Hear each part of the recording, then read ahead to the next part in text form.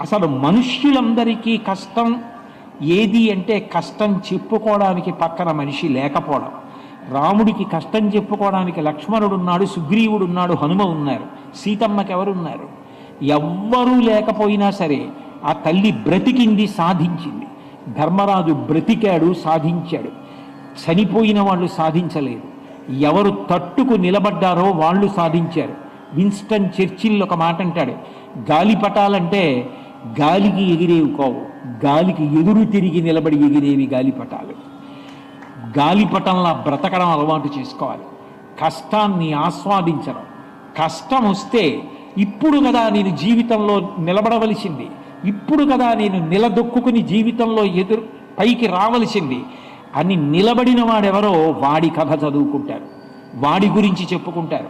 చిన్న కష్టం వచ్చేటప్పటికి విచలితుడైపోయి ఏడుపు ముఖం పెట్టేసి